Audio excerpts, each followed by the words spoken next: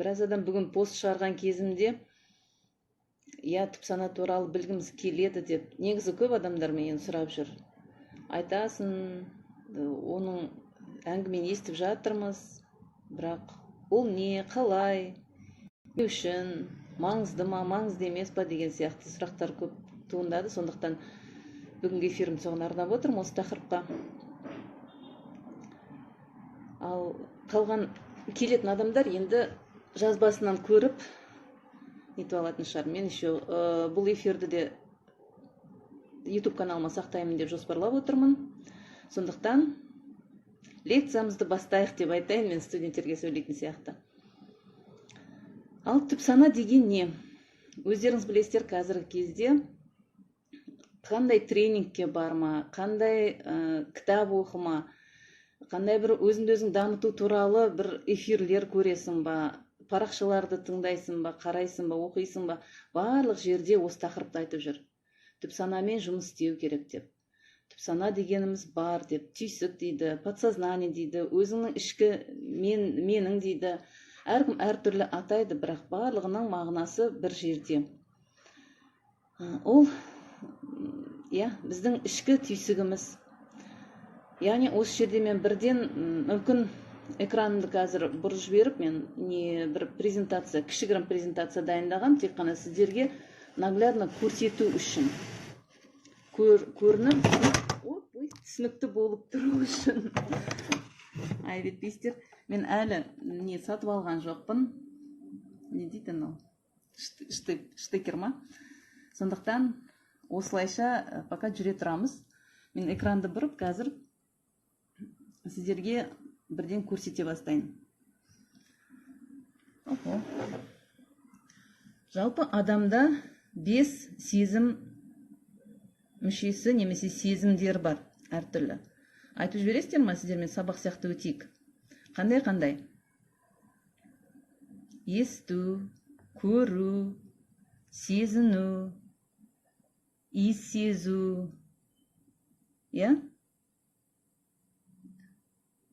Және 5-шісі кім айтар екен? Осязание дейміз ғой, тағы да бір. Обоняние. Сол сияқты осындай бір 5 негізгі сездіретін бізге, жаңағы ыстық суықта жарататын, иісін жарататын, даусыменен, сезімдеріменен жарататын осындай 5 сезім мүшеміз бар. Ал енді тағы да 6-й чувство деп біреулер айтып жатады, естеріңізде болса. 6-шы чувство, ол не болады екен? 6-шы чувство интуиция деп айтып жатамыз. Дұрыс айтасыздар, мұрын, көз, дене, дәм сезу біздің жаңағы тілімізбенен. Есту, құлақ деген сияқты.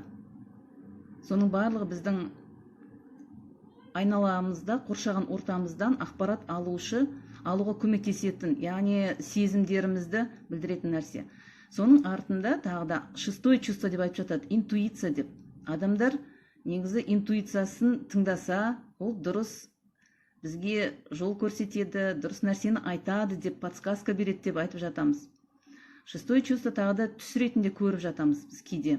Түсімде маған жаңағы айтты, осындай бір түсімді былай жордым, түсімде маған сездірді, аян берді деп айтып жатамыз, Ол біздің өзіміздің миымыз. Аян беріп жатқан, сездіртіп жатқан интуициямыз. Немесе ол мынайша қараған кездерде подсознание. Мынау жаңа чувствоның барлығын, былай қарасаңдар, 5 органов чувств, олар сознательный деңгейде екен, яғни саналы түрде бізге сезілетін, білінетін, біз өзіміз сезетін оларды. Ал подсознание деңгейінде, яғни түйсік деңгейінде, түп сана деңгейінде немесе, мына интуиция деген жатыр. Сосын тағы да мынандай бір нәрсе бар, қараңыздар. Біз сознание, мен көп жұмыс істейміз, және бізде адамдарда подсознание деген бар. Одан кейін бар сверхсознание деген бар. Енді ол туралы мен сверхсознание туралы мен тек қана айтып өтем, оны түсіндірмеймін. Себебі ол деңгейге өту үшін біз алдыменен түйсіктің, түп сананың өзін жақсылап түсініп алуымыз керек. Түп сана қай жерде орналасқан дейді. Дұрыс сұрақ қойып жатсыздар. Ал қараңыздар. Мынау адамның миы. былай қарап отырсаңыздар. Мынау қызылмен белгіленген подсознание дейді. Адамның жалпы миы, наш разум дейді да. Подсознание соның ішінде өте көп бөлігін алып жатыр. Сосын біз айтамыз ғой, бір мишық деген нәрсе бар. Сознание или ум. Біздің оперативті жүйеміз. Оперативті ақпараттың барлығын сақталып, сол жерде біз логикаменен, жаңағы ойлау қабілетімізбенен жұмыс істеп жүрген жеріміз, мына жерде қызылменен белгіленген кішкентай бөлік қана. Мұндағы қызыл бөлігіміз подсознание болып тұр. Сіздер айырмашылығын байқап жатсыздар ма? Қаншалықты подсознание біздің саналы миымыздан үлкен екенін, артық екенін. Ол туралы тағы да мынандай бір әдемі суреттер бар. Человек как айсберг дейді.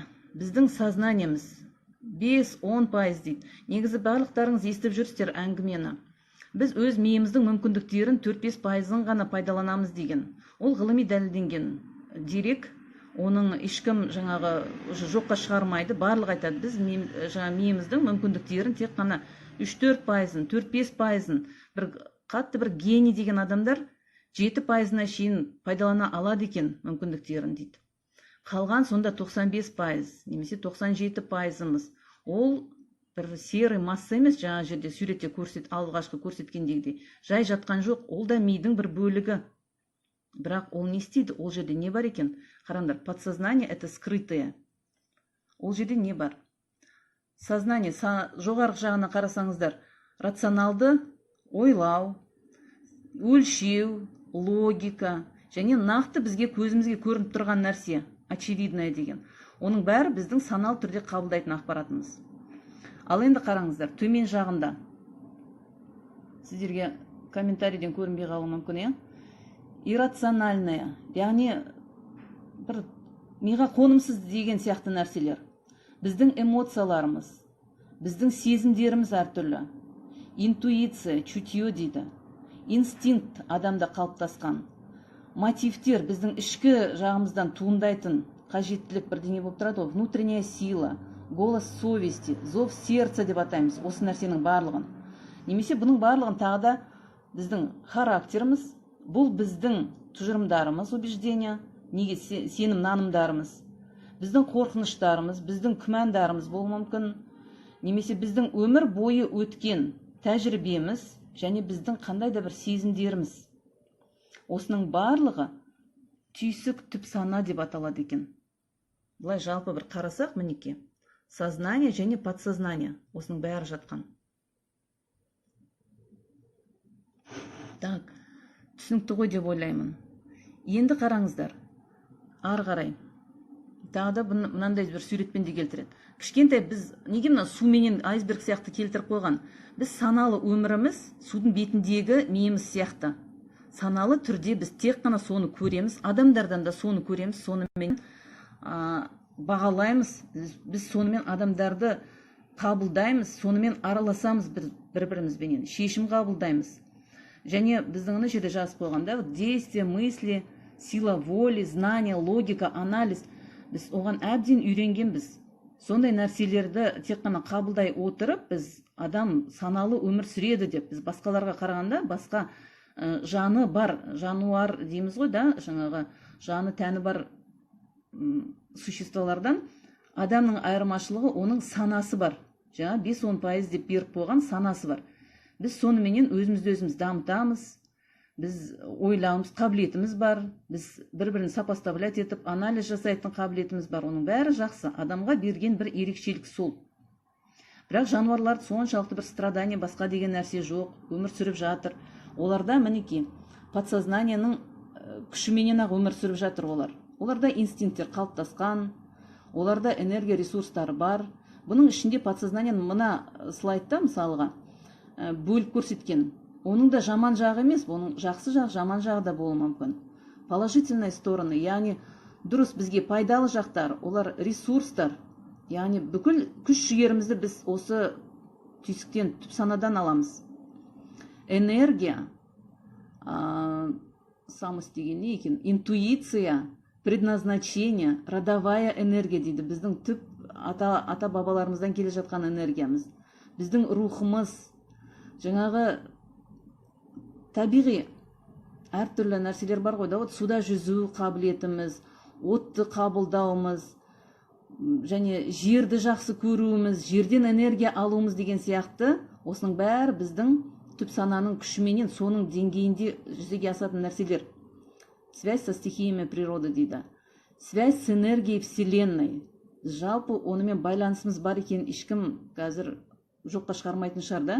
Біз Вселенныймен оның бір бөлшегіміз, кішкентай ғана клеткасымыз деп қарастыруға да болады ғой. Егер жаңағы атомдар, нейрондар деп қарайтын болсақ, сосын мысалы галактика, космос деп қарайтын болсақ, біз бүкіл ғаламның бір кішкентай бөлігіміз ғана. Әр жаңағы атомы немесе бір нейроны болып кетеміз, әрқайсымыз. Соны біз сезіне білуіміз керек дейді. Связь с энергией Вселенной. Және, конечно, оның негативті жақтары да бар. Ол біздің шектеп тұрған қандай да бір тұжырымдарымыз, бір сенімдеріміз біздің. Біз бірдеңеге сеніп қаламыз, кезінде айтылған нәрсеге, сол стереотиппен жүреміз. Мысалға, стереотип дегеніміз ойлау қабілетіміз біздің. Бізді жоятын программалардың болуы. Немесе бір әр нәрсені күтеміз ғой біз. Адам болған соң біз жақсылықты күтеміз, немесе бірдеңеден қорқамыз, сондай бір ожиданияларымыз, біздің үміттеріміз, оның өзі де негативті болуы мүмкін. Қандай да бір сценарийге сенеміз біз. Сценарий жизни дейді. Себебі біз оны өмір бойы әке-шешемізден көріп қабылдадық мысалыға.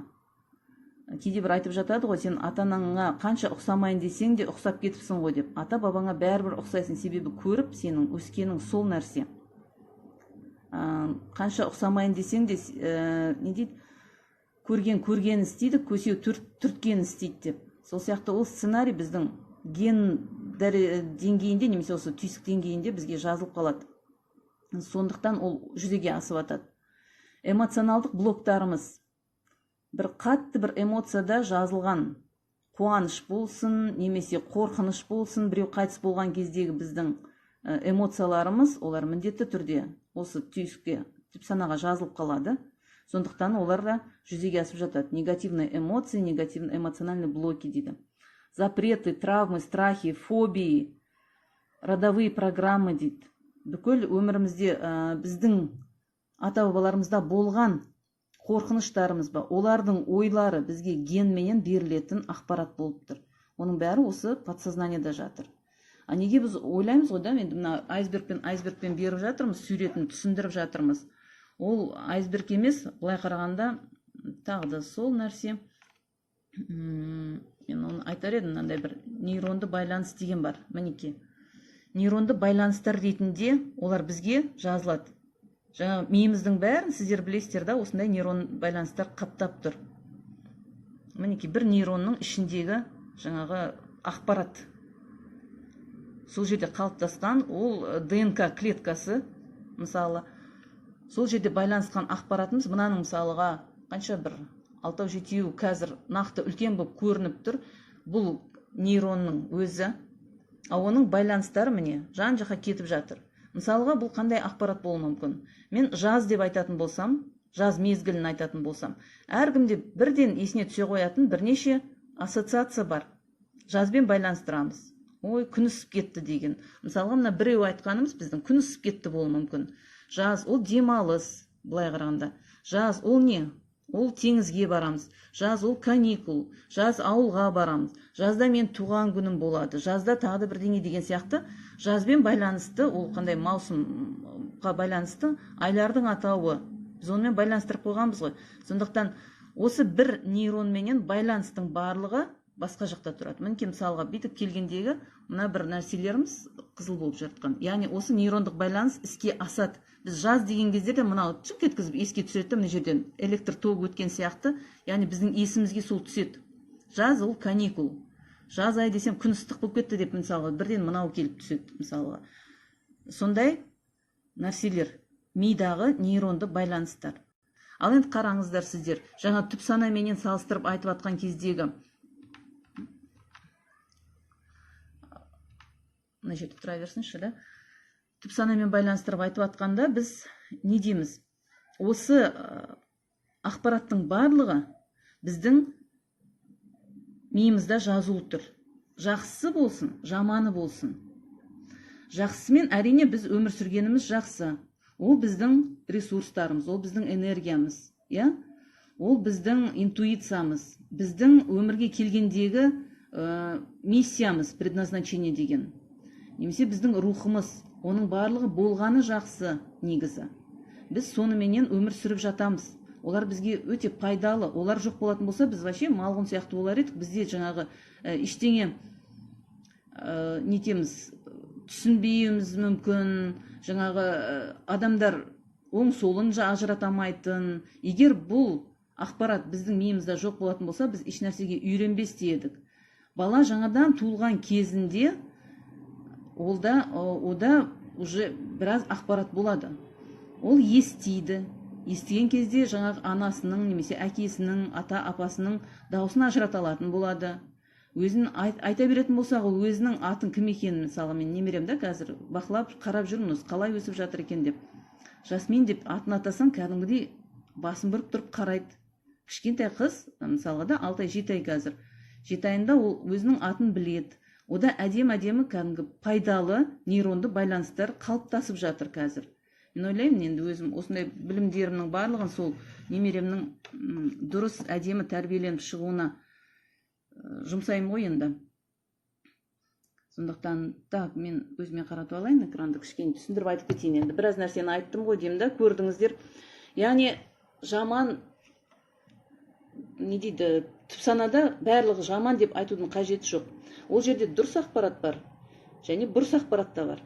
Яғни біздің өмір бойы жинаған ақпараттарымыз, немесе бізге генмен келген ата-бабаларымыздан қалған ақпараттар осы жерде тұр. Барлығы біздің шашымыздың қаралығы, көзіміздің қой көзді болуы, немесе басқа бір қабілеттеріміз, біздің домбыра тарту, ән айту деген сияқты, олар да бізге генменен ата-бабаларымыздан беріліп келеді. Ол ақпараттың бәрі жаңағы подсознание, түп сана деңгейінде сақталған. Әрине олардың пайдасы бар. Ал енді негативті жақтары деп отырмыз, жаңағы біздің шектеуші тұжырымдар. Олар қайдан пайда болады? Олар да родовые программы деп ол жақта да бар. Олар да ата-бабаларымыздан берілуі мүмкін. Мысалы, біздің Советтік одақта сондай бір не болған, 20 ғасырдың бас жағында раскулачивание, адамдар, мысалы, мал жинап, кішкене бақуатты өмір сүргендердің барлығының затын, мүлкін бәрін Совет одағы алып қойған. Сондықтан адамдар сондай эмоцияны өздерімен өткізген адамдардың миында сол эмоционалды байланыс ретінде, жаңағыдай нейронды байланыс ретінде жазылып қалады. Байлық жинайтын болсаң, оны бір күнде келеді, Совет өкіметі ма, басқа ма біреу алып қою мүмкін. Сондықтан оны бай болудың қажеті жоқ. Бай болған жаман деген сияқты программа жазылып қалады. Сөйтіп те адамдар, оның біз ойламаймыз да, біз бай болғымыз келеді деп, саналы түрде ойлаймыз. Айсбергтің жоғар жағындағы кішкентай ғана миымызбенен 5%. Сонымен бай болғым келеді, білеміз, оны бай болсаң, жаңағы бала шағаңа жұмсайтыныңды, ақшаңды, қажет жеріңе баратыныңды, қыдыратыныңды, қажет заттарын сатып алатыныңды, балаларыңды оқытатын, тамағын сатып алатыныңды білеміз да, бірақ бізде программа тұр. Бай болу қажеті жоқ, бай болған жаман деген сияқты. Енді ол программа тұрған кезде, оның күші 95%. Өздеріңіз ойлап қараңыздар да, мықты. Мидың барлығында сондай нейронды байланыс жазылып тұр. 95% миың сенің солай ойлап тұрған кезде, сендегі мынау сознательно түрде, саналы түрде хочу дегенің ешқандай да жүзеге аспайды екен. Сондықтан осындай жаңағы түп санадағы нейронды байланысты тауып алып, соны жою керек. Елдің қазір бәрінің айтып жатқаны сол. Түп санамен жұмыс істе, түп санадағы жаңағыдай жаман программаларды жою керек. Қорқыныштарың бар ма, жою керек. Бірақ оның қалай ол жерге жазылғанын, қалай жою керек екен көп адамдар түсіндіріп айтып жатпайды. Тағы да менде мына жерде бір түсіндіріп кететін тағы да бір нәрсем бар. Сұрақтарыңыз болса, осында жаза беріңіздер, мен сәлден кейін қайтадан алып жауап беремін. Қараңыздар. Әдетте мынандай бір әртүрлі адамдардың жаңағы сознание, сана, түп сана және түп санадан да жоғары бізде сверхсознание деген нәрсе бар, енді ол рух деңгейі. Осы үшеуінің сәйкестігін беріп қойған. Жалпы көпшілік адамда сознание, подсознание және сверхсознание дегеннің қатынасы міне мына бірінші суреттегідей болып тұрады екен. Сознание преобладает, былай қарағанда, подсознание астында тұр, сверхсознание кішкентай ғана. Бұл 80% адамдардың жалпы миының құрылысы дейік. Енді подсознание бұл жерде көптеу, бірақ сонда да осы жерде олай көрсетпеген, көптеу екен. Жалпы осындай бір үш қатынасы бар екен көрсеткен. Ал енді қараңдар, умственно развитый интеллектуальный человек, біз сияқты кандидатский диссертация қорғап, 2 диплом, 3 диплом алып жүргендерде сознанияны әбден дамытқан. Бүкіл математиканың формулаларын біледі, жаңағы биология, химия деймі барлық ғылыми еңбектерін бәрін оқып тастаған, біраз нәрсені өзінің санасыменен жететін. Мен өзім ортамда қазір осындайлар көп болып жатыр. Мен енді ғана біліп жатырмын ғой. Сана емес, түп сананы көбірек тыңдау керек екен, соны дамыту керек екен. Солай айтып, өзім қазір енді бұндай емес, мен мынандай халге түскім келіп жүр. Сознанияны азайтып, подсознанияны көбейтіп. Бірақ сознание өзінің білген істеп жатады, айтып жатады. Сознание преобладает. Бұл былай айтар едім менше, біз бұл сознание, подсознанияның ара қатынасын емес, біз оларды қаншалықты пайдаланатынымыздың ара қатынасын беріп жатыр. Біз қаншалықты тиімді өзіміздің санамызды, түп санамызды пайдаланып жатырмыз. Түп сананы біз мүлде аз пайдаланамыз. Мысалы, көпшілік адамдар анда-санда интуициямызды тыңдап қаламыз, бір түсіміздегі бірді көргенді жорамалдап айтып жатамыз. Келесі, например, жаңағы көп оқымыстыларымыз біздің, олар саналы түрде көбінесе ойлайды, санасын ғана пайдаланады. Подсознанияны көбінесе тыңдамайды. Сверхсознание жалпы бару. Бізде бұл болады. Біздің рухымыздың күйі, рухымыздың белдіріп жатқан нәрселері. Келесі, бұл енді қараңдар, умственно развитый интеллектуальный человек дедік. Бұндай адамдар көп емес, 16-18%. Жаңағы ғылыммен айналысып жүргендер. Және духовный, интуитивный пророк или провидец. Біздің арамызда жалпы адамдардың арасында енді Далай-лама, Мать Тереза сияқты сондай бір енді ғұлама адамдар бар ғой. Сол ғұлама адамдардың нені қаншалықты пайдаланып жатқанында. Сознанияны да пайдаланады және сверхсознание. Оларда кішкене подсознанияның құрамына кіретін нәрсе, мен былай түсіндірсем, сверхсознание олар рухын, олардың несін, не дейді, өзінің енді рухының соншалықты дамығандығы бұл жерде. Біз душа деп, біз жанымызды айтып жатамыз, жаннан да үлкен нәрсе бар адамда, рух деген. Отына рухты дамытып, рухпенен жұмыс істейтін адамдардың күйі осындай. Бұны да мен жақында тауып алдым. Сөйтіп, маған қызық болды, сондықтан бөлісіп отырмын бұл ақпаратпенен. Негізі біз көбінесе айтатынымыз тек қана мынау сознание, подсознание болатын тұғын. Ал енді олардың тағы да жұмыс істеу параметрлері деп атайық та. Сананың ол өте жай.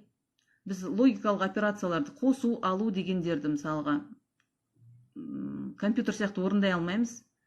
Калькулятор сияқты орындай алмаймыз. Оларды біз просто нетеміз, есептеп отырамыз. Ол өте жай қимылдайтын ми. Сосын біз сананы пайдаланған кезде концепционное мышление дейді да, яғни бір затқа байланысты, бір тұжырымға байланысты ойланатын боламыз көбінесе. Үй десе үйді ойлаймыз, бөлек-бөлек та. Өзіміздің денсаулығымыз болса денсаулықты ойлаймыз, ара қатынастар десе соған ғана бөлініп кетеді да, барлығын параллельно ойлау мүмкін емес. Біздің сананың пайдаланатыны ол мысли и ощущения, жаңағы ойларымыз біздің көбінесе, и сознательный выбор жасаймыз біз. Саналы түрде таңдау, мынау дұрыс екен, мынау дұрыс емес екен деген сияқты таңдаулар жасаймыз. Және тағы да бір нәрсе айтатыны, бұған біз тағы ол нақты көрініп тұрады, бұл явны. Өйткені ол логикалық түрде дәлелденген нәрсе, бұл нақты көрініп, сезіліп білініп тұрады, ол кітаптарда жазылып кеткен, сондықтан теорема ретінде дәлелденіп кеткен. Біз оларды нақты біліп тұрамыз, яғни осындай бір шынайы ақпарат қой, бұл шындық қой деген сияқты сеніп тұрамыз. Бұл сознанияның қалай пайдалану туралы. Ал енді түп сананың, подсознанияның параметрлері молниеносный дейді. Подсознаниядағы кез келген ақпарат сізге бірден келеді. Бағана мен нейрондық байланыстарды көрсеттім ғой да. Нейрондарда біз жаз дейтін болсақ, лезде келеді бізге ондай ақпарат. Мысалға бір зонтик десем, немесе ит десем, ол ақпараттың барлығы бізге мгновенно дейміз ғой да, бірден келеді, есімізге бірден түседі. Подсознание негізі солай жұмыс істейді. Кейде болады ғой өздеріңізде де бір қатты қуансаңыздар, шын ішіңіздегі эмоцияңыз шығып кететін. Сіз оны бір күтпейсіз, өзімді арнайы соны шығарайын деп ойланбайсыз да ғой да. Прям айғайлап жібересіз, қуанып кетесіз деген сияқты. Ол бірден болатын нәрсе, подсознаниядан шығады. Так, мынау подсознанияның жұмыс істеуі на уровне восприятия, яғни сезім мүшелерінің нәтижесімен жұмыс істейді, онда ақпараттың барлығы. Бұл жерде жұмыстарымыз инстинкттер мен эмоциялар деңгейінде. И бұл, мына жақта біз қараңдар, сознательный, саналы түрде бір таңдау жасаған болатын болсақ, мына жерде біз привычный выбор дейді. Бұл инстинкт ретінде жазылып қалған. Біз ол туралы ойланбаймыз да. Біз бірден сондай бір жауап береміз. Ыстық нәрсені көрсек, біз бірден жаңағы одан қорғануды, немесе тряпкамен ұстауды біз бірден ойланамыз. Және бұл жердегі подсознаниядағы шешімдердің барлығы оншалықты бізге нақты болып, шынайы болып көрініп тұрмайды. Неявный, белгісіз сияқты нәрселер. Осындай параметрлері бар, сознание мен подсознанияны белгілейтін. Так, нейронды байланыстар туралы. Ал енді нейронды байланыстар туралы мен бүйтіп көрсетер едім да. Біздің миымызда 100 миллиардтан астам нейронды байланыстар бар дейді. Міне миымыздың нейронды байланыстар түрінде көрсететін болсақ, серый масса ретінде суретін көрсетеді ғой. Ал мынау нейронды байланыстарымыз міне миллиардтаған. Осындай. Ары қарай жалғастырайын. Ал енді қараңыздар, жаңағыдай миллиондаған, миллиардтаған нейронды байланыстар бар екен. Ішінде жақсысы да бар, жаманы да бар, пайдалысы да бар, пайдасыз да бар. Ал енді біз пайдасыз установкалар дейміз, немесе бізге нейронды байланыстар деп атаймыз, тұжырымдар дейміз, сенім нанымдарымыз деп атаймыз. Олардың да атауы өте көп. Бұларды өзгерткен дұрыс. Қазіргі айтып жатқаным сол ғой. Қайда барсаң да, не оқысаң да, барлық жерде айтылып жатқан әңгіме бір. Неге ол қазіргі кездерде көп айтылып кетті деп ойлайсыздар? Жалпы бұл ақпарат жаңадан бір пайда болып жатқан ақпарат емес. Бұны мыңдаған жылдар бұрын білетін осы бір гурулар дейміз ба, адамзат негізі білген, бірақ барлығына белгілі болмаған. Жаңа біз айтып отырмыз ғой, 1-2% адамдар ғана осындай ақпаратты білген, түйсікпен жұмыс істеп, оған өзіміздің жақсы ойларымызды, жақсы нейронды байланыстарды орнатуға болатынын елдің барлығы білген, өмір бойы білген адамдар да бар. Бұл туралы ғұламалардың кітаптарында жазылып кеткен. Бірақ дәл солай нейронды байланыстар, түп сана деп жазбаған шығар. Бірақ өзіміздің, мен осы мастеркет туралы үлкен адамдарға айтып жатсам, мен өзімнің әпкелерім бар, мамаларым бар да, олардың да айтатындары, бұның барлығы өзіміздің шариғатта, қазақ атам баяғыдан білетін нәрселер ғой дейді. Иә, қазақ атам баяғыдан біледі. Жақсы жарым ырыс екенін біледі. Жақсыны айтып, жаманды таяп қой дейді. Тек қана жаңағы әрекетке берекет деген сияқты жақсы мысалдар бар. Жамандықты шариғатта да айтып қойған. Айтсаң, сөйлесең, жақсы нәрсені айтқын. Жаман айтатын болсаң, лучше үндеме дейді. Басқа нәрсені айтатын болсаң. Сол сияқты бүкіл барлық жақтарда әдемі ғана түсіндіріп айтады. Бұл халықтық философия, халықтық мақалдарда бар. Бүкіл кітаптарда жазылған нәрсе. Бірақ не дейміз, бұл ғылыми дәлелденіп, ғылымда осы кәдімгі үлкен ауқымды аудиторияға жария болып жатқаны соңғы жылдар ғана. Соңғы жылдар емес, бұл 20 ғасырдың соңғы жақтарында, 1970 жылдардан бастап бұл жария бола бастады. Әрине біздің Қазақстанға, конечно, осы 2000-ші жылдары ғана келе бастап жатыр. Адамдар бұрыннан біздің мысалға Брежневті білеміз да, мысалы Совет одағын басқарған Горбачев болсын, жалпы хандарымыз болсын, Древний Египет бар ма, Древний Рим бар ма, сол жерде ғұламалардың барлығының қасында бір астролог білсеңіздер да, бір уәзірлері, сондай бір кеңесшілері болған. Ол кеңесшілерінің барлығы жұлдызнамамен айналысатын бір ғалымдарды өздеріне кеңес шығып алған. Оларда осындай ақпарат болатын, олар білетін. Яғни жұлдыздар Құдай айтып жатыр, немесе жаңағы бір шамандардың айтатындары бар ғой, сондай сияқты біреулер айтып жатыр, түсіндіріп жатыр деген сияқты. Барлық кезде болған нәрселер бұл ақпарат. Қасында советниктері айтып отыратын, түйсігіңді тыңда, өзіңнің ішіңде кез келген сұраққа жауап. Барлығы бір мүмкін емес деген нәрсе жоқ деген сияқты. Мүмкін, барлығы да мүмкін, тек сену керек, істеу керек. Адам, енді қараңыздар,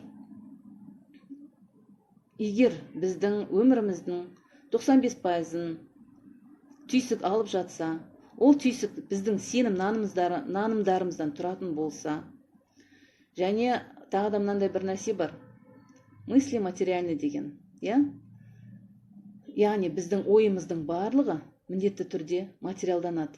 Бұл жаңағы көрсеткен менің мидағы 100 миллиардтан астам нейрондарымыз жай ғана істеп тұрған жоқ. Әрқайсысы энергия береді, энергия излучает прям өздерінен. Бағана бір суретте көрсеттім ғой, жарық нейрондарымыз міндетті түрде бір-бірінен нейрондарымыз былай жылжып жатқан кезде де энергия бөліп отырады.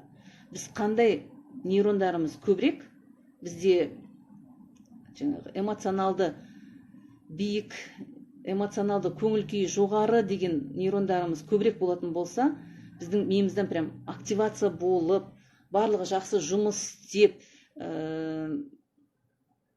сен көңілің көтеріңкі болып, күш қуатқа ие болып, біз адамның бір эмоциясы жоғары әдемі болып, туған күн, бір мерекенің алдындағы көңіл күйлеріңізді естеріңізге түсіріңіздерші, тура сондай күйде боламыз. Ол кезде бізге күш қуат деген өзінен өз іштен келіп жатады, сырттан емес, іштен келіп жатады да біз барлығын істей алатын болып, барлығына қолымыз жеткізе алатын сияқты сенімділік пайда болып, барлығын істеп кетеміз де.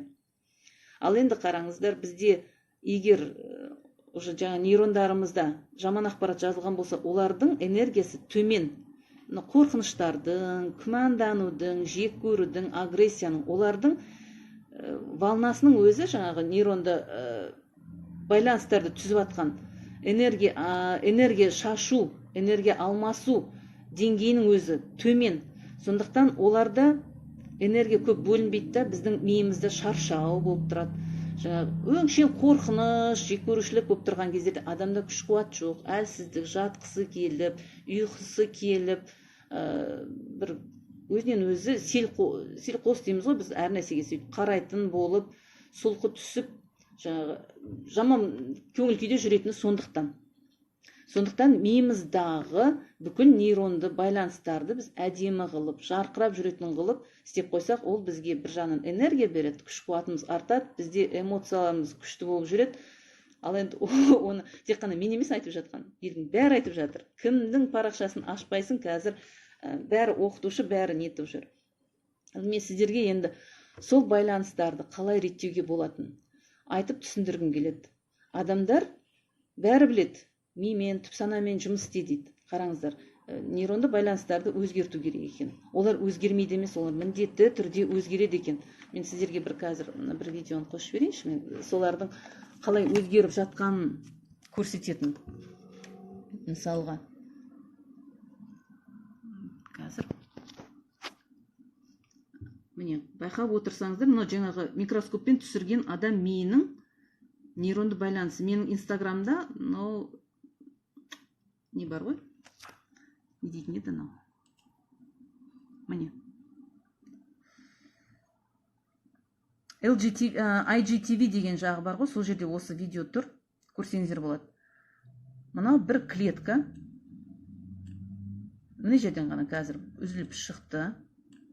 Қараңыздар, үзіледі нейронды байланыстар, сөйтеді басқасы қалыптасады.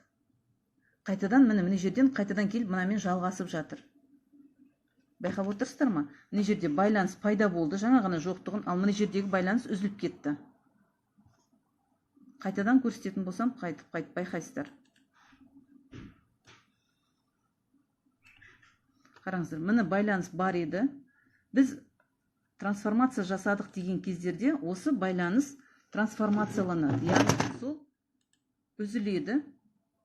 Біз ақша деген жаман екен деп. Сөйтеді басқаша байланыс орнайды. Қараңыз. Анау нейрондарымыз үстіп усиктері бар олардың. Мына менен бүйтіп жүрді, басқа байланысты орнатып алды. Уже басқа нейрон. Ана жердегі үзіліп кетті. Міне осындай бір нейронды байланыстардың ерекшелігі бар. Олар міндетті түрде өзгереді. Қатып қалған ештеңе жоқ. Біз бұрын ақпараттарды мысалға алып оқып жатқан болсаңыздар, айтуы мүмкін ғой да, 18 жасқа дейін, 20 жасқа дейін ми деген қалыптасады, дене қалыптасады, одан кейін ми өзгермейді деген сияқты, миың қатып қалады деген сияқты айтады адамдар. Бірақ ол ешқандай да шындыққа жанаспайтын нәрсе. Ми өмірі күнделікті өзгеріп отыратын, күнделікті дамып отыратын нәрсе. Миді өзіміз, егер біз күнделікті, әсіресе мен мысалы оқытушылар бар ғой, 50-60-қа дейін сабақ оқытып келе жатқандар, біз күнде жаңалықпенен күнделікті жаңа кітап оқу, жаңа білім алып жатамыз да, біздің миымыз мүлде қатпайды. Егер сіз әрине миыңызбен ешқандай жаттығу жасамай, ештеңе оқымай жүрген болсаңыз, онда сіздің миыңыз енді қатып қалмайды. Сіз өмірден бәрібір бір ақпарат алып жатасыз, оны өзіңізше өңдеп жатасыз. Мүмкін сіздің саналы түрдегі біліміңіз артып жатпаған болуы мүмкін да, бірақ біздің миымыз ешқашан қатқан емес, қатпайды да. Қатып сеніп өшіп қалған жоқ. Енді ол Альцгеймер, басқа деген бір аурулар болуы мүмкін, мида жаңағыдай уже тоқырау басталған кездерде. Я су жетіспеушілігінен, басқа бір майлардың жетіспеуінен, витаминдер бар оның да. Солардың барлығынан солай өзгеру мүмкін. А так, ми деген күнделікті дамып отыратын, күнделікті ақпаратты алып, миллиардтаған ақпаратты алып, өңдеп отырған нәрсе. Себебі жанымызда біздің ақпарат өте көп. Біз тек қана жаңағы бір кітаптан алып қана оқымаймыз ғой, естиміз, білеміз, көреміз, адамдармен араласамыз. Соның барлығы бізге ақпарат.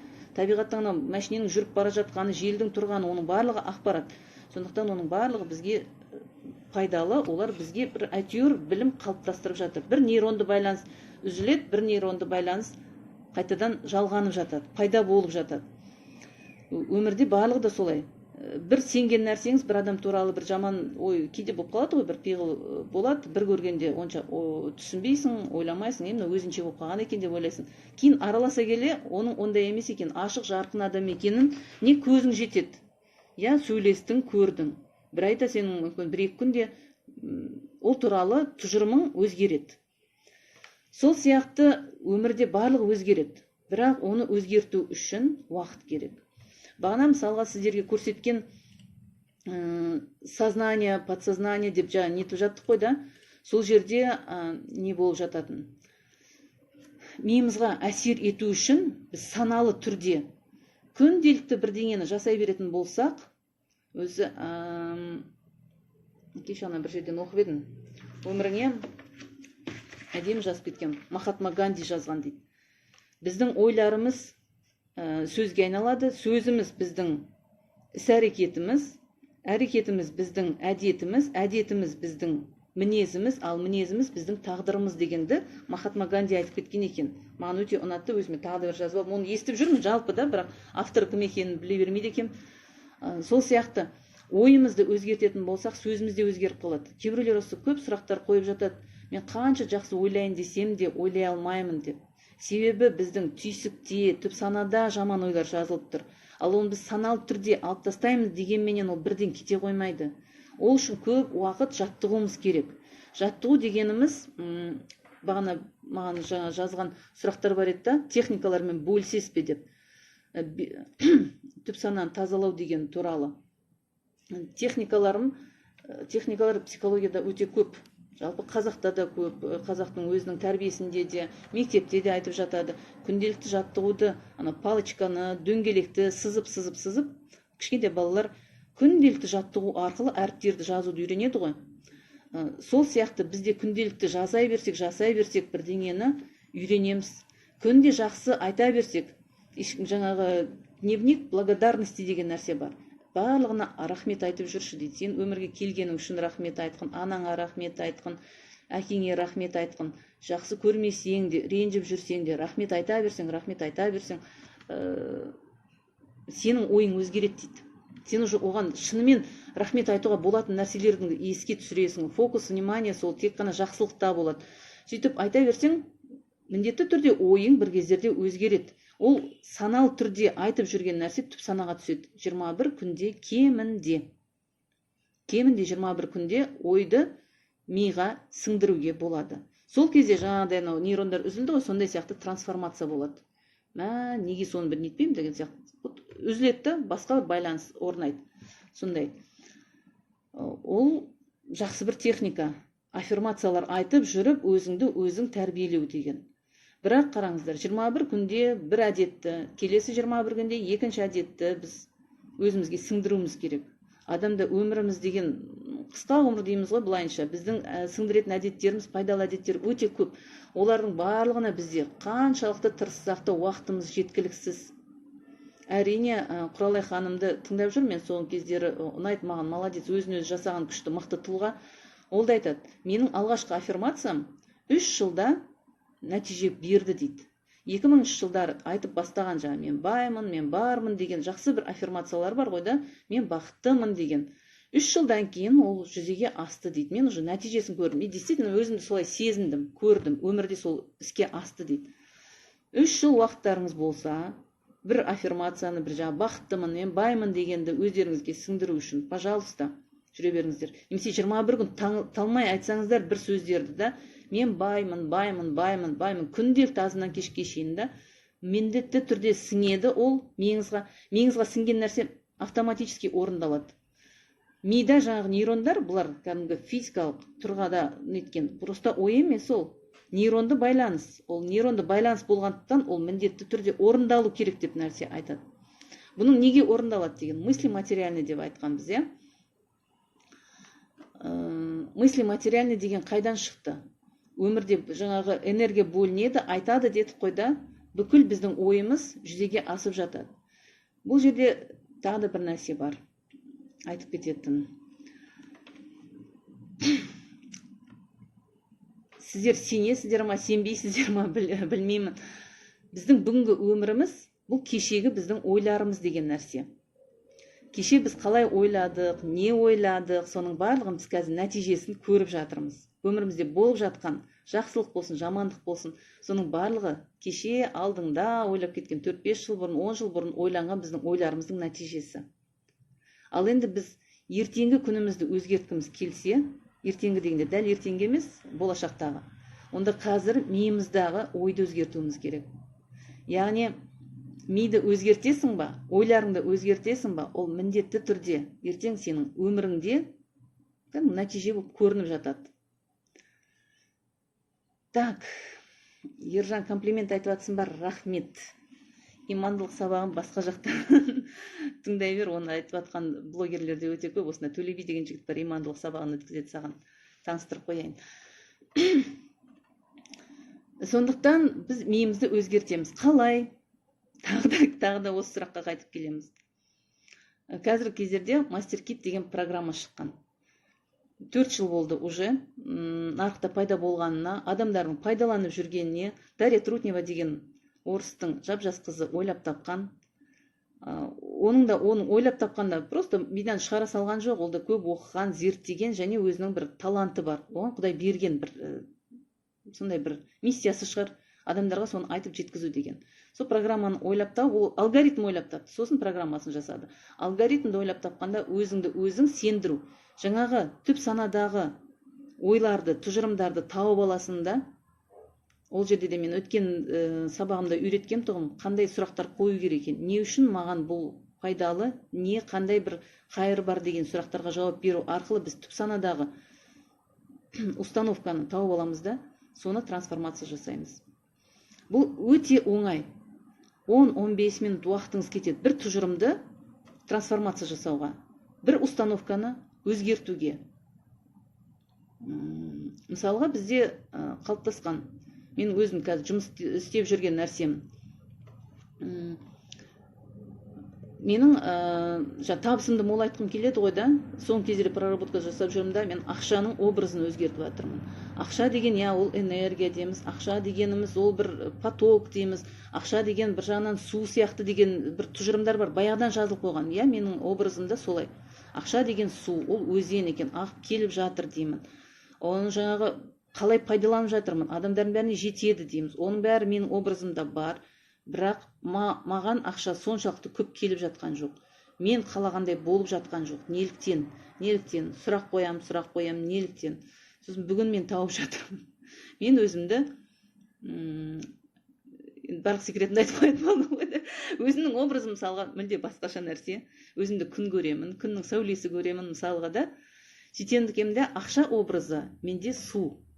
Былай қарасаң, су маған келе жатса, просто мен оны құрғатып жіберемін. Келеді маған ақша, бірақ тез жаратып жіберемін, тез жұмсалып кетеді, жоқ болып кетеді. Сондай да, мен өзімде суды, немесе жаңағы өзімнің миымда сондай образдар қалыптасқан.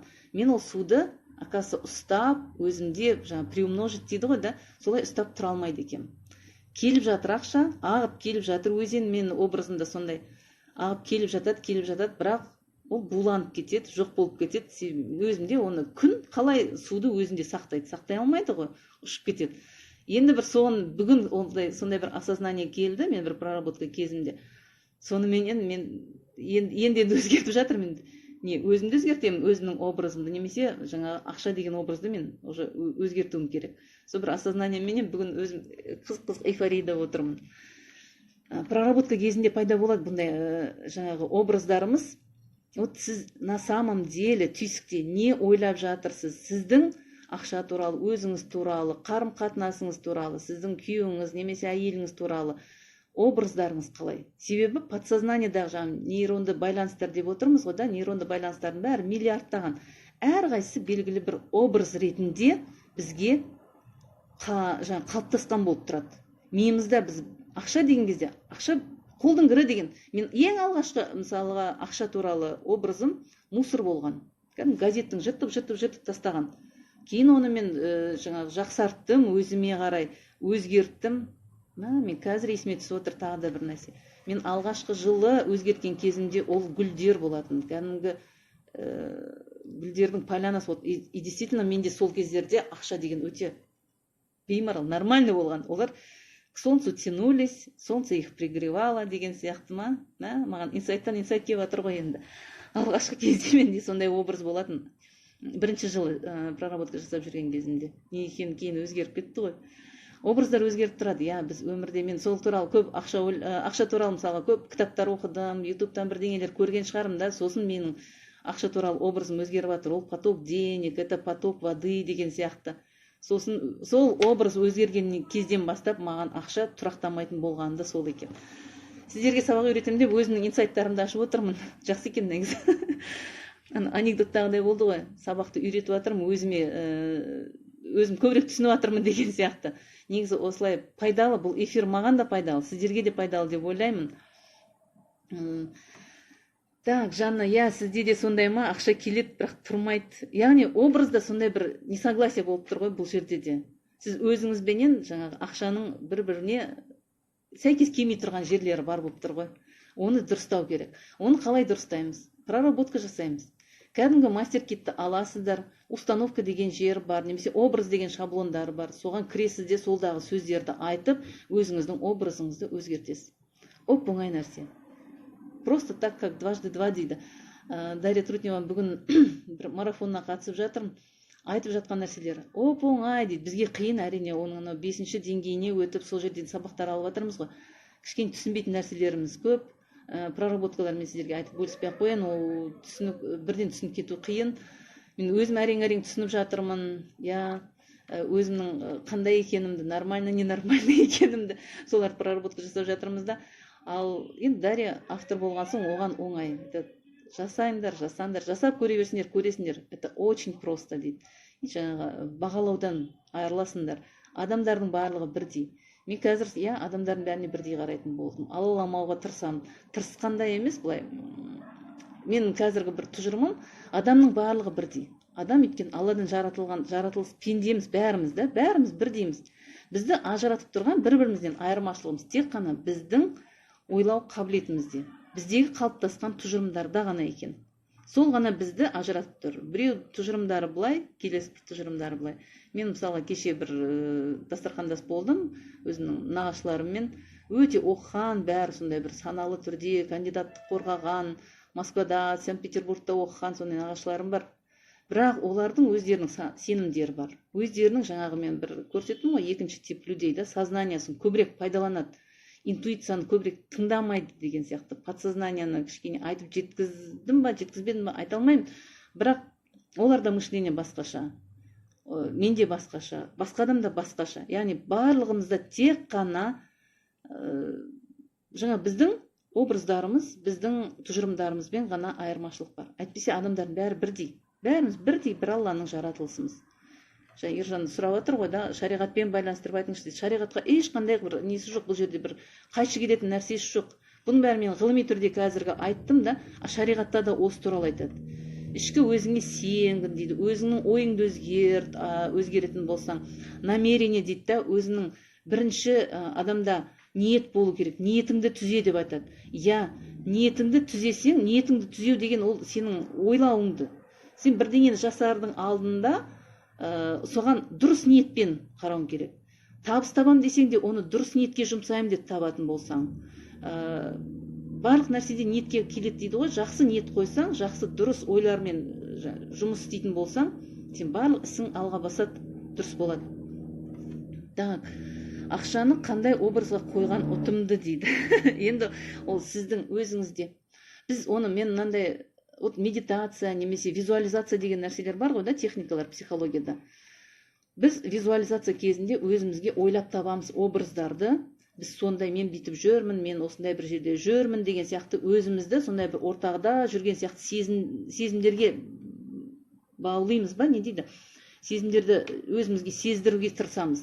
Ол визуализация бір бөлек. Проработка кезінде біз сұрамаймыз. Біз оған айтқанмен ол миға сразу бірден жазылмайды екен. Мидың өзі беріп жатады. Инсайт ретінде өзі беріп жатады. Егер ұнамаса, онда жаңағы проработканы жалғастырамыз. Бұл образ маған ұнамайды. Келесі деп. Ол өзінен мида бір қасында тұрған нейронмен байланысады ғой. Мынау жақта басқа бір нәрсемен нетпейді да, мұнда жаңа нейрондар тұр. Ол біреусінен ажырасады да, екіншісімен жалғасады. Бұл образ қалай саған? Жақсы ма, жаман ба? Жоқ болса, сен жоқ дейсің, ол керек емес деп, онда үземіз. Басқасына, жаңа бір нейронымыз, мынандай бір тармақтар болды, мына нейрон дейтін болсақ, мынау әртүрлі байланыстар, ол келесі нейронменен жалғасып жатыр. Мінекей, екі нейрон бір-бірімен үстіп жалғасып жатуы мүмкін. Мына жақта тағы да бір нейрондар жалғасып жатыр. Так, адамның бәрі бірдей, бірақ кей адамдар бар ғой, менсінбей тұратын. Менсінбей тұратындар, ол наоборот самооценкасы төмен адамдар, басқаларды менсінбеу арқылы өзінің самооценкасын жоғары көтергісі келетін адамдар екен. Олардың керісінше өздерінің самомнениесі төмен адамдар басқаларды менсінбеуге тырысады екен. Ол бір нәрседе қызық нәрсе. Оларға да көбінесе жұмыс істеу керек. Мына жерде мен сұрақтарды бір көрейін да. Брюнет дейді. Рахмет. Алғыстарыңызды жазып қойыпсыздар. Менде жаңа сұрақтар болған еді. Бизнес бастау үшін қорқынышты қалай жоюға болады дейді. Қорқыныш дегенімізде ол эмоция. Подсознанияда, жаңағы түпсанада жазылып тұрған нәрсе. Нейронды байланыс. Біз сол қорқынышты өзімізге бір қорғаныш ретінде жазып қойғанбыз. Мен оған кейін бір тағы да арнап айтам, өткенде ренішке арнаған эфир сияқты қорқыныштарды солай бір айтып шығам. Оның да себептері бар. Сол себебін туындатып тұрған тұжырымды табамыз, установканы, жетеміз де соны үземіз. Сол кезде қорқыныш кетеді. Мен бір постым бар ғой да, төменде сәл мынандай бір гүлдің ішінде өз проработкам нәтижесі деген ба, сондай қорқынышты жойған туралы, иттен қорыққан қыздың қорқынышын демнің арасында жойып тастауға болады. 10-15 минут уақыт кетеді. Қорқыныштарды солай жоюға болады. Так, Джо Диспенза туралы айтар ойыңыз дейді. Жалпы онымен таныссыз ба дейді. Джо Диспенза маған именно мастер-китті алып жұмыс істей бастадым. Осындай бір кереметтері бола бастады. Естіп жүрмін, оқимын. қалай жұмыс істейді деп. Мен енді жаңа айттым ғой, мен екінші типтегі адаммын да, ғылыми дәлелдеп маған айтып бермесе, мен бір күмәнмен қараймын. Ол не сонда, сондай бір чудо бола сала ма екен деген сияқты. Кішкене сондай бір сенбеушілікте болып тұрды. Хотя маған түсіндіріп, бірінші мастер-классқа барған кезде маған да осылай түсіндірді. Түпсана установкалар бар екен, осылай өзгертуге болатынын. Ғылыми түрде өйстіп дәлелдеп маған көрсетіп берген кездерде маған ұнады. Мен бұл методика маған келеді екен, мен алам деп шештім. Бірақ енді біреулердің отзывтарын оқып жатасың ғой, мен бір айдың ішінде мынандай нәтижеге жеттім, мен осынша пәленбай жаңағы табысқа жеттім, мен жаңа күйеуім қайтып келді, ажырасып кеткендер қайтып қосылдық, бірдеңе деген сияқты, немесе үй сатып алдым, машина сатып алдым бір айдың ішінде, 3 айдың ішінде мынандай болды деген сияқты. Қалай деп жаңа түсінбеймін ғой, неліктен деп. Сол ізденіп жүрген кезімде Джо Диспензаның «Сила подсознания» деген кітабы бар. Соны оқыған жоқпын, мен аудиалмын негізі. Аудиокнигасын тыңдадым. «Сила подсознания» или «Как изменить жизнь за 4 недели» деген кітап. Толық атауы. Джо Диспензаның ол хит болып тараған, бестселлер деп атайды, миллиондаған экземплярлармен дүние жүзінде таралған кітап. Алып оқысаңыздар болады, тыңдасаңыздар болады, мынандай өте қалың кітап. И сол жерде «Квантовый человек» деген бірінші неден бастайды, тараудан. Сонда түсіндіреді уже. Қалай жаңағы нейронды байланыстар дегеніміз не, энергия, атом дегеніміз не, қалай біз фокус внимания қай жерде ұстаймыз, не істейді деген кезде, ғылыми бәрін әдемілеп түсіндіріп берген кездерде, вот что дедім ғой. Содан кейін барып түсіндім. Мен оказывается, сондай нәрсе екен. Біз оказывается квантовый скачок дегеннің не нәрсені, квантовый энергия дегеннің не нәрсені, адамның барлығы біз энергиядан тұрамыз деген нәрселерді сол кісіден оқып білдім да, содан кейін барып түсіндім. Біз барлығымыз энергиядан тұрамыз. Айтады ғой да, бүкіл нәрсені физикадан 6-7 класста оқыдыңыздар. Бүкіл материалдық заттың бәрі молекуладан тұрады. Денеміздің бәрі. Молекула атомнан тұрады. Атомның бәрі нейрондардан, ядросы бар атомның, және нейрондардан құралған деп. Нейрон дегеніміз ең кішкентай жаңағы бір бөлшек деп айтамыз. Ал нейронның өзі, оказывается, жаңағы энергия. Былай қараған кезде энергия. Егер қараңыздар, атом, жаңа молекула бәрі энергиядан тұратын болса, яғни бізде энергиямыз. Былайша айтып қарағанда. Просто бізде, когда концентрация энергии, сәуленің молекулаларын бәрі бір жерге жиналған, сондықтан мен сіздерге осындай денеде көрінемін. Басқа бір затты да, бүкіл нәрсе осы Довлатовты оқысаңыздар, мысалы Сайдмұрат Довлатовта күшті айтады. Бүкіл заттың барлығы бірінші ой түрінде бізге миымызға келеді. Сосын біз ол ойды жетілдіре түсеміз, идея қыламыз, оны конструкциясын сызамыз, ойлап табамыз, қалай жасауға болатынын технологиясын ойлап табамыз, және басқа қыламыз да. Біздің телефонымызда, компьютерімізде бүкіл бірінші кезде ой болған, адамның ойы болған, ол сол ойын жетілдіріп, концентрация энергии. Ойды ойлай берсең, оның қалай жүзеге асатындарын ойлай берсең, ол зат болып шығады. Нәтижесінде зат болады. Кез келген біздің затымыз, ручкада болсын, басқа да болсын, барлығы кезінде біреудің ойы болған. Яғни энергия болған. Ол тек қана материалданды. Ой материалданды. Кез келген нәрсе сондай. Мен де мысалға әке-шешемнің баяғыда бір ойы болған шығармын. Осындай бір қыз туып алсақ деген сияқты. Ой материалданып мен дүниеге келдім. Сол сияқты бүкіл нәрсе ойдан пайда болады. Енді ойымызды реттесек, ертеңгі біздің күніміздің барлығы осы біздің ойымыздың нәтижесі болып шығады. Сондықтан ойды дұрыс нәрсеге бұру керек. Сұрақтарыңыз тағы да бар ма? Түсінікті ма? Сұрақ қойып нетсеңіздер. Джо Диспензаны білдік. Айзат сұрап жатыр екен. Түпсананы тазалау деген шынымен әсер ете ме? Мастер-кит сонымен айналса ма? Мастер-кит тура соған арналған құрал. Түпсананы басқаша тазалауға да болады, ұзақ уақыттен. А мастер-кит бізге кәдімгі үйдегі пылесос бар емес па, да, сыпырғының орнына, щетканың орнына, тряпканың орнына біз қазір мен өзімде мысалға мощный пылесос сатып алғам, Робоклин. Сондай пылесоспенен тазалаймыз. Бүкіл бәрін демде тазалайды, ұрып тұрып тазалайды, соғып тұрып тазалайды мысалға шаңдарды. Мен кілемде жууға апармаймын. Сол сияқты пылесос сияқты нәрсе. Стиральная машина сияқты нәрсе. Автоматом енді қоссаң, конечно, қосып жұмыс істесең, ол сенімен жұмыс істейді. Бірақ өзіміз жұмыс істейміз онымен. Пылесосты қойып, миыңа бүйтіп оны жаңағы мастер-китті бүйтіп наушникті тағып қоймайсың. Өзің отырасың, сол программамен жұмыс істейсің. Сондай нәрсе. Мастер-киттің бір ерекшелігі, артықшылығы, ол лезде, трансформация жасауға көмектеседі. Сосын кез келген проблеманы шешеді. Негізі программалар, бұндай программа, ұқсас программалар шетелдерде бар екен, MasterKitке ұқсас. Бірақ тек қана бір самооценканы көтеруге ғана арналған, немесе бір отношенияға ғана арналған, немесе бизнесте ақшаны ғана проработка жасауға арналған сияқты, сондай бір 4-5 түрлі бір программалар бар екен. Дүние жүзінде жалпы жоқ емес, адамдар жасап жатыр, біреулер пайда. Тек қана Дарья Трутневаның миына кірген жоқ бұндай нәрсе, басқаларға да ойына кіреді, бірақ олар универсалды емес. Дарья Трутневаның жасап шыққан MasterKitті универсалды. Яғни ол ақша саласы болсын, қарым-қатынас болсын, предназначениеміз болсын, денсаулығымыз болсын, біздің көңіл күйіміз барлығына 4 негізгі саланы бөліп айтады. Сол 4 негізгі салаға да пайдалануға болатындай нәрсе. Сосын бір 19 түрлі қазіргі шаблондары бар.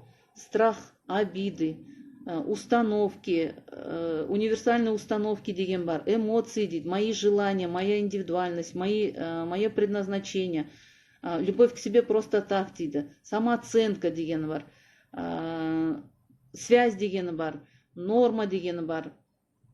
Нені айтпай кеттім. Сол сияқты 19 түрлі шаблон бар бұл жерде. Барлығының әртүрлі ситуацияларға, әртүрлі эмоцияларға, әртүрлі көңіл күйге, әртүрлі жағдайларға арналған шаблондар. Мен өткенде сіздерменен ақша трансформациясы туралы айтқан кезде бір ғана шаблонды айтып кеттім. Установка деген. Даже мен кішкене сөздерінде айтып бердім. Егер сіздер внимательны болсаңыздар, уже біреулер қағылез болсаңыздар дейді ғой, қағып алып, может, жазып атқан шығарсыздар. Мен мысалға да үйдегі келінім өзінің MasterKitті жоқ, бірақ менің айтып жатқандарымның барлығын кәдімгі дәптерге жазып алады да, өзі проработка істеп, қазір менің баламды күшті проработка жасап жүр өзі. Молодец қыз. Сондай сияқты жұмыс істеп кетуге болады. Егер сіз алғыр болсаңыз, кішкене мына менің айтып жатқандарымды түртіп алып, жұмыс істеп кете алсаңыз. Мен бірақ ол жерде бірақ шаблонды бердім. Установка деген. Установканы өзгертуге болатын. Сөздерінде айтып кеттім. YouTube-қа қарап, барып, ақша туралы эфирімді қарап алсаңыздар, тауып аласыздар. Ал бізде эмоциялар түрі көп.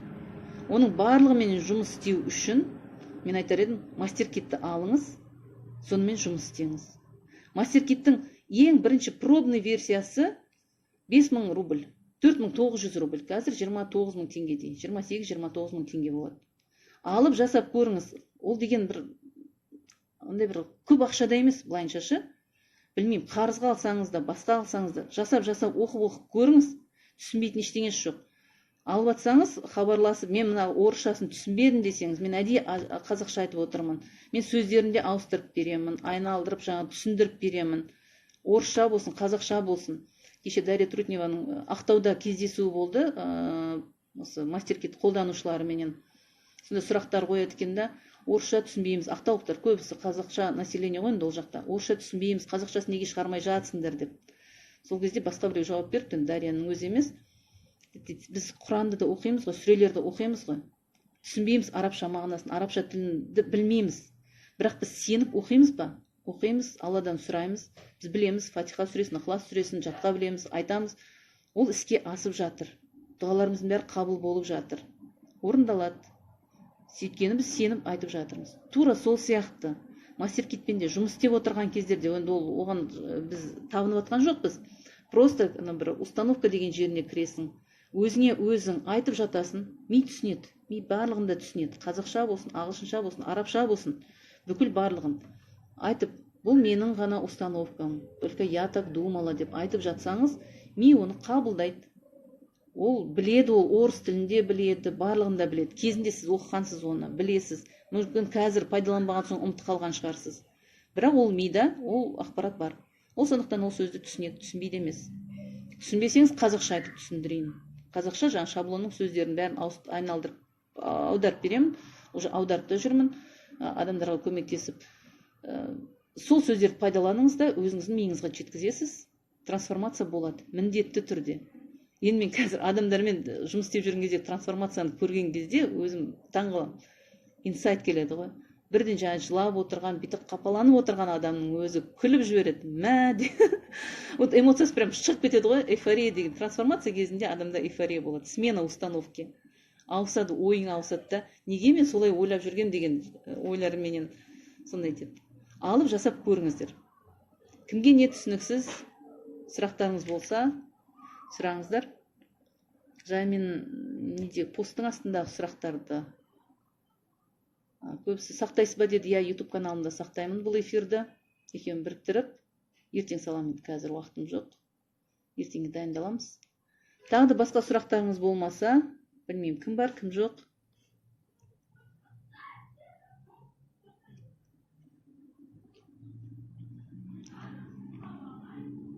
Сұрақтарыңыз бар ма? Сұрақтарыңыз жоқ болатын болса, мен эфирді аяқтаймын. Түсінікті болды деп ойлаймын. Түп санамен қалай жұмыс істейді? Түп сана деген не? Қайтадан көріп алыңыздар, егер басынан көрмеген болсаңыздар. Ал келесі аптада кездескенше, келесі аптада тағы да бір әдемі жақсы тақырыпты айтамын. Жақындағанда пост жазып, ойымда бар. Сау болыңыздар. Балжан, бірдеңе жазбақшысыз ба? Сағила, установка туралы не айтайын?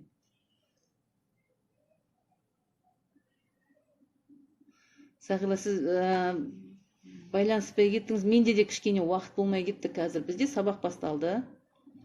Жылдың басы, оқу жоспарларын істеп жатырмыз, лекцияларымызды түгендеп жатырмыз, сабақтарымыз бар.